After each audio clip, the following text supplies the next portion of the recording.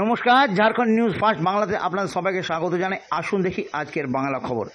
ভারতীয় জনতা পার্টি বঙ্গ প্রকোষ্ঠ এবং ঝাড়খণ্ড লোককলা সংস্কৃতি বিকাশ পরিষদের দ্বারা কবিগুরু রবীন্দ্রনাথ ঠাকুর এবং বিদ্রোহী কবি কাজী নজরুল ইসলামের জন্মজয়ন্তী মানালো সফলতাপূর্বক। এই সময় নানা রকমের গান বাজনা এবং নৃত্য করা হলো আয়োজন। আসুন দেখি এই বাংলা খবরটি।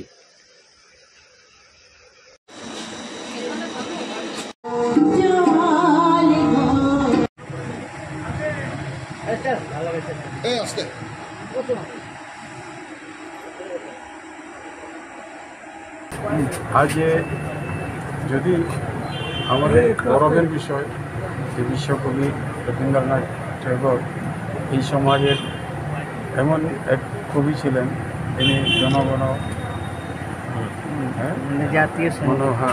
রাষ্ট্রীয় সঙ্গীতের উনি দেশকে সমর্পিত করেছেন, যেটা আমাদের গৌরবের বিষয়।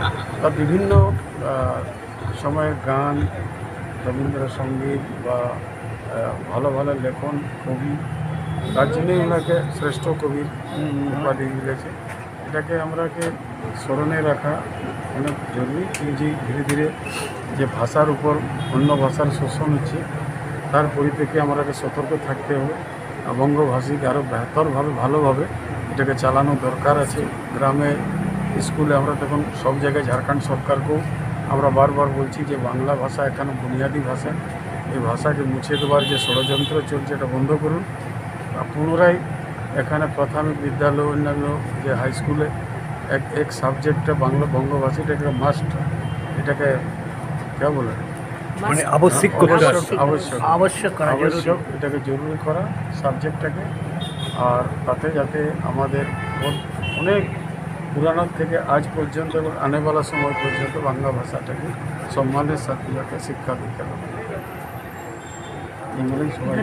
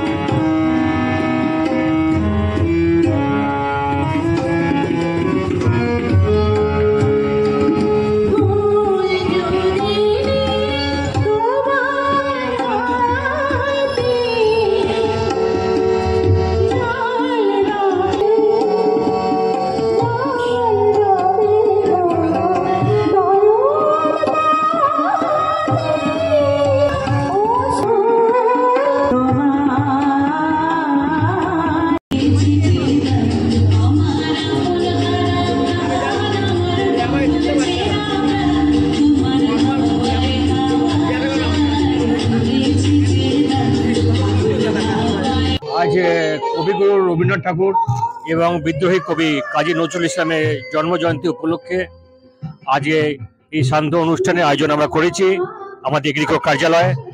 এই অনুষ্ঠানটি বিজেপি বঙ্গ পরিবার এবং ঝাড়খণ্ড লোককলা সংস্কৃতি বিকাশ পরিষদ যৌথরূপে একটি আয়োজন করেছেন। আমাদের মুখ্য উদ্দেশ্য থাকে এই সমাজে এমন যাদের মঞ্চ যারা পান না, কিন্তু তাদের মধ্যে প্রতিভা আছে, সেই প্রতিভাকে আমরা সমাজের সামনে এনে তাদেরকে মঞ্চ প্রদান করি। এবং এই ধরনের আমাদের বহু প্রতিভাশীল বাচ্চারা তারা আজকে বড় বড় মঞ্চে তারা প্রতিযোগিতা করছে। এটাই আমাদের কাছে সবচেয়ে বড় পাওয়া। আজকে যেরকম নৃত্য পরিবেশন করেছেন আমাদের ছোট ছোট ক্ষুদে শিল্পীরা, তেমনি সঙ্গীত পরিবেশন করেছেন আমাদের বহু আমরা পুরনো শিল্পী যারা 10 বছর 12 বছর তারা কোনো রকম সঙ্গীত চর্চা ছিল না, কিন্তু তারা আমাদের মঞ্চ পেয়ে তারা আবার আগ্রহ ভরে এসে তারা মঞ্চে গান করছেন এবং তারা খুবই খুশি হচ্ছেন যে এত বছর পর আমরা গান গাইছি, এবং এইভাবেই তাদেরকে আমরা প্রত্যেক প্রশ্রম দিয়ে বড় মঞ্চ প্রদান করি। বাংলা ভাষা আমরা রয়েছি কারণ দেখুন ঝাড়খণ্ডে 42% বাংলা ভাষাভাষী আছে। আমাদের বাংলা ভাষা দ্বিতীয় রাজ্য ভাষা ঘোষণা তো করা হয়েছিল গত বিজেপি সরকারে, কিন্তু বর্তমান সরকার আসার পর সেই তার যে লাভটা যেটা আমাদের গ্রাসরুট লেভেলে আমাদের পাওয়া উচিত ছিল সেটা পাইনি।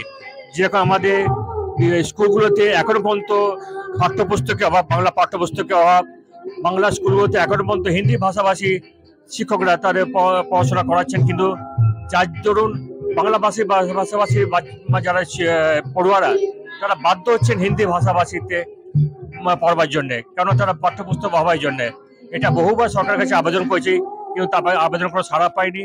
দেখুন বাংলা ভাষাভাষী মানুষের যে আমাদের আকাঙ্ক্ষা ছিল যে কোর্ট কাছারিতেও বাংলা ভাষায় আমাদের কাজকর্ম হবে, কিন্তু এখন মধ্যে দেখা হিন্দি ভাষাভাষীতেই তাদের কাজকর্ম হচ্ছে। যদি বাংলা ভাষাকে যদি সেইভাবে আমাদের যদি আমরা রাজ্যে যদি আমরা প্রচার প্রসার করতে পারতাম, তাহলে হয়তো দেখতেন বহু মানুষ যেরকম দোভাষী যে কোনো অনেক জায়গায় আছে যে বাংলা থেকে হিন্দি ট্রান্সলেট মানে বাংলা থেকে হিন্দি ট্রান্সলেট করা, এই ধরনের মানুষও বহু ধরনের চাকরিজীবী হতে পারতেন। কিন্তু দুঃখ ব্যাপার যে এখন পর্যন্ত সেইভাবে এখন পর্যন্ত মানুষই আমাদের আমাদের সমস্যাগুলো তুলে ধরতে পারবে, যে প্রার্থী আমাদের সেটা আশ্বাসন দেবে, আমরা বুঝবো সমাজের বুকে যে তার সত্যি আশ্বাসনটা সত্যি না মিথ্যা, সেটা বিচার করে আমরা তাকে ভোট দেওয়া। আমি প্রশান্ত ব্যানার্জি, অধ্যক্ষ এই সংস্থার।